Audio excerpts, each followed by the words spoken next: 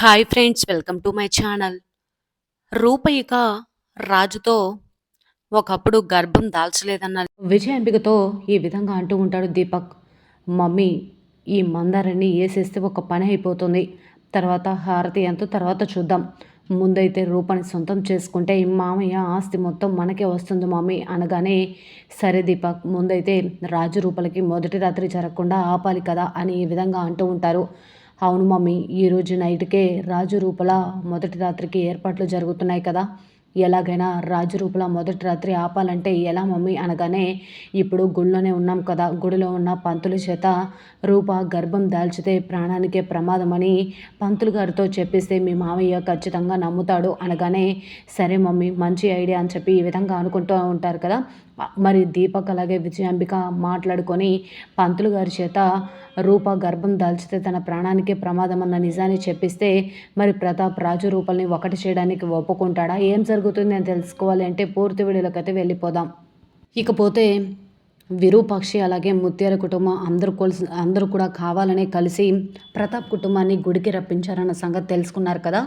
ఈ మందారం ఇదంతా చేసిందమ్మా, మీ వెంటనే వెళ్ళి మామిని తీసుకొని వద్దాం పదా అని చెప్పి విజయాంబిక అలాగే దీపక్ ఇద్దరు కూడా ప్రతాప్ని తీసుకొచ్చేసరికి అక్కడ మందారం ఉండదు. మందారం ఉండకపోయేసరికి, ఏంటక్క ఇదంతా, అసలు మీరేం చేస్తున్నారు, ఇక్కడ ఎవరూ లేరు, కావాలని ఎవరో ఒకరి మీద ఏదో ఒక నింద వేయడమే నీ పైన దీపక్ అని చెప్పేసి దీపక్ని కోపంగా అనుకుంటూ అక్కడి నుంచి వెళ్ళిపోతాడు కదా. వెంటనే, ఏంటి మమ్మీ, ఎప్పుడు మనం ఏం చేద్దామన్నా ఇలానే జరుగుతుంది, ఆ మందారం ఎలా తప్పించుకుంది అని అంటూ ఉండగా, అది నాకు కూడా అర్థం కావట్లేదు దీపక్ అని అంటూ ఉంటారు కదా. ఇకపోతే విరూపాక్షి అలాగే అప్పలనాయుడు కుటుంబం గుడి నుంచి వెళ్దామనుకుంటూ ఉంటారు. ఇక పుట్టలో పాలు పోస్తున్న విరూపాక్షి దగ్గరికి వచ్చి ప్రతాప్ కూడా అనుకోకుండా దేవుడికి దండం పెట్టుకోవడంతో అటు నుంచి ముత్యాల కుటుంబం, ఇటు నుంచి రాజరూప సంతోషపడుతూ ఉంటారు. విజయాంబిక దీపక్ ఇద్దరు మాత్రం షాక్ అయిపోయి అలానే చూస్తూ ఉంటారు. వెంటనే ఇక దేవుడికి దండం పెట్టుకుంటున్న విరూపాక్షి చేతికి పాము కాటేయడంతో అందరూ కూడా దూరం జరగడంతో, నీకేం కాదు నేనున్నాను అని చెప్పేసి ప్రతాప్ ఇక ప్రేమగా విరూపాక్షి చెయ్యి దగ్గరికి తీసుకొని నోటితో విషమంతా లాగేస్తాడు. అది చూసిన విజయాంబిక దీపక్ ఇలా అంటూ ఉంటారు, ఏంటి మావయ్య ఇదంతా, ఇప్పుడు చెప్పాను కదా, ఇందాక వీళ్ళంతా కావాలని గుడికి రప్పించారు, ఆ పాముని రప్పించి ఇప్పుడు విరూపాక్షి చేతికి కాటిస్తేలా చేశారు అని అంటూ ఉంటే, ఏంటక్క ఏం మాట్లాడుతున్నావు నువ్వు అని ఈ విధంగా అంటూ ఉంటాడు ప్రతాప్. లేకపోతే ఏంటి తమ్ముడు, గుడికి మనం ఈరోజు ఎందుకు వచ్చాం, అసలు ఏమైనా ఇదా అనుకోనకుండా గుడిలోకి వచ్చాము అంటే మందారం చెప్పిందనే కదా, ఆ మందారం విరూపాక్షతో చేతులు కలిపి ఇదంతా చేస్తుంది అని అనగానే, అలాంటిది ఏం లేదు పెద్దయ్య, అత్తయ్య, నేను ఎప్పుడు కూడా అలా చేయలేదు అత్తయ్య అని చెప్పేసి అంటూ ఉంటుంది మందారం. ఎంత బాగా నాటకాలు చేస్తున్నావే అని చెప్పేసి మనసులో అనుకుంటూ ఉంటుంది విజయాంబిక.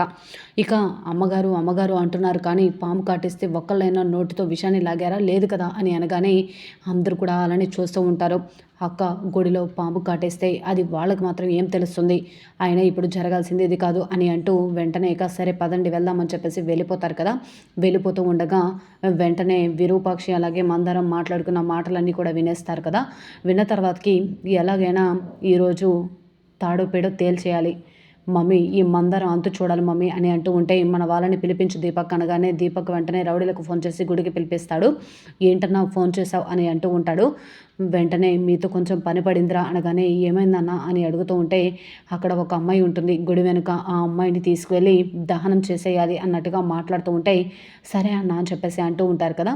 వెంటనే ఇక అక్కడ విజయాంబిక ఉంటుంది. మందారాన్ని పక్కకు లాక్కొని వెళ్తారు. అక్కడ విజయాంబిక ఉండడంతో ఆ రౌడీలకు తెలియక విజయాంబిక తలపైన ముసుగు వేసి లాక్కొని వెళ్ళిపోతారు. తర్వాత అక్కడ చూస్తే మందారం అక్కడే ఉంటుంది. ఇదేంటి మందారం ఇక్కడే ఉంది, మరి మమ్మీ ఎక్కడ అని అడుగుతూ ఉంటే, కొంపతీసి వాళ్ళు మమ్మీని కానీ తీసుకువెళ్ళలేదు కదా, ఈ పాటికి మమ్మీ ఏమైందో ఏమో అని చెప్పి అనుకుంటూ వాళ్ళ వెనకాల వెళ్ళగానే విజయాంబికను తీసుకువెళ్ళి దూరం నుంచి ఈద గీయగానే మంటలంటి కూడా వస్తూ ఉంటాయి. విజయాంబిక లోపల అమ్మ అయ్యి అని అరుస్తూ ఉంటే, నీళ్లు పోయండి అని చెప్పేసి వెంటనే నీళ్ళని కూడా పోసి లోపల ఉన్న విజయాంబికను బయటకు తీస్తారు. అప్పటికే మొత్తం పొగంతా కూడా కమ్ముకుపోతుంది విజయాంబికకు. ఏంటి దీపక్, ఒక్క పని సరిగ్గా చేయవు, నన్ను చంపడానికి ప్లాన్ చేసావా లేదా మందారాన్ని చంపడానికి ప్లాన్ చేసావా అనగానే, అయ్యో మమ్మీ, ఆ మందారాన్ని చంపడానికి ప్లాన్ చేశాను కానీ నువ్వే ఇరుక్కున్నావు అనగానే, ఏంట్రా ఎవడు తీసిన గోత్రం వాళ్ళే పడ్డట్టు ఈరోజు మనం తీసిన గోత్రం మనమే పడ్డామనిపిస్తుంది అనగానే, సరేరా అని చెప్పేసి ఎవరైంది ఏంటి చూసుకోవద్దా అని చెప్పేసి అంటూ అక్కడి నుంచి వెళ్ళిపోతారు కదా. కదా, వెళ్ళిపోయిన తర్వాత మమ్మీ నాకు ఎలాగైనా సరే ఆ మందాన్ని చంపాలని ఉంది. ఆ హారతి DNA రిపోర్ట్స్ రాకముందే దానిని ఏదో ఒకటి చేయాలి. రూపరాజు ఇంతవరకు ఒకటి కలదని తెలిసి కూడా రూపని వదులుకోలేకపోతున్నాను మమ్మీ. నాకు రూప కావాలి మమ్మీ అని చెప్పి అంటూ ఉంటే, రూప కావాలి అంటే ఎలా సరిపోతుంది? తనని సొంతం చేసుకునే ఏర్పాట్లు కానీ ప్లాన్లు కానీ వేయాలి.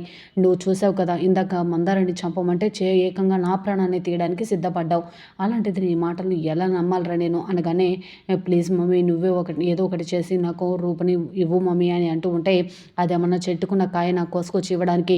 నిన్ను చూస్తేనే అది అసహ్యంగా ఫీల్ అవుతుంది. అలాంటిది రాజు తనని వదిలిపెట్టి వెళ్ళిన 3-4 సంవత్సరాలు వాడి కోసం ఎదురు చేసిన రూప నిన్ను కనీసం కన్నెత్తి కూడా చూడలేదు అని ఈ విధంగా అంటూ ఉండగా, సరే మమ్మీ ఏదో ఒక ప్లాన్ చేద్దామని అంటూ ఉంటే, విజయాంబికకు ఒక ఆలోచన వస్తుంది. ఏంటి మమ్మీ ఏదో ఆలోచిస్తున్నావు అనగానే, ఉండు దీపక్, నాకు ఒక ఆలోచన తట్టింది.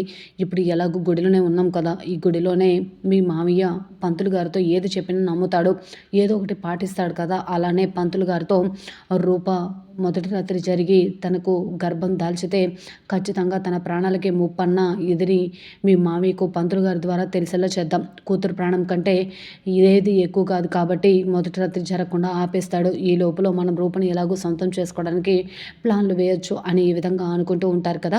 ఇకపోతే విరూపాక్షి కుటుంబం ఇంటికి వెళ్తారు. విరూపాక్షి గుడిలో జరిగిందంతా కూడా ఆలోచిస్తూ ఉంటుంది. పెద్దయ్య గారికి మీ మీద ప్రేమ లేకపోతే అలా నోటితో విషయాన్ని ఎందుకు లాగుతారమ్మా?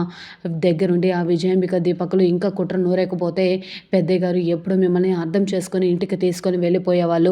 వాళ్ళు ఎప్పటికీ మారదే ముత్యాలు అని చెప్పి అప్పలనాయుడు కూడా అంటూ ఉంటాడు. వెంటనే అంటూ ఉంటుంది ముత్యాలు, అమ్మ ఈరోజు గుడిలో జరిగిందని బట్టి చూస్తే పెద్దయ్య గారు మిమ్మల్ని త్వరగా అర్థం చేసుకొని ఖచ్చితంగా ఇంటికి తీసుకొని వెళ్తారనిపిస్తుంది అని ఈ విధంగా మాట్లాడుకుంటూ ఉంటారు కదా. ఏమో ముత్యాలు, నాకైతే నమ్మకం లేదు. ఆ విజయాంబిక దీపక్ ఉన్నంతకాలం, వాళ్ళు చెప్పే మాటలు విన్నంతకాలం సూర్య ఎప్పుడు కూడా నన్ను భార్యగా అంగీకరించడు, ఆ ఇంట్లో అడుగు పెట్టనివ్వడు.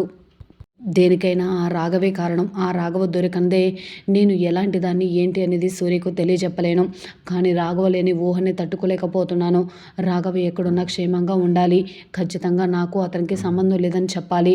సూర్యును నన్ను ఒకటి చేయాలి. నా కూతురు అల్లుడు సంతోషంగా ఉంటే చూడాలి అని ఏ విధంగా అంటూ ఉంటే, ఏదనుకున్నా సరే నెమ్మదిగా అన్నీ జరుగుతాయమ్మా.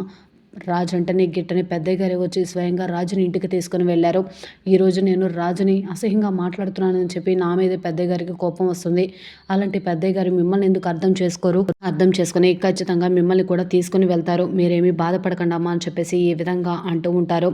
మరి ముత్యాలు చెప్పిన మాట ప్రకారం విరూపాక్షిని ప్రతాపిక భారీగా అంగీకరించి ఇంటికి తీసుకువెళ్ళేటప్పుడు విజయాంబిక దీపక్ ప్లాన్ చేసి రాజు రూపల మొదటి రాత్రిని ఇక ఆపినట్టేనా?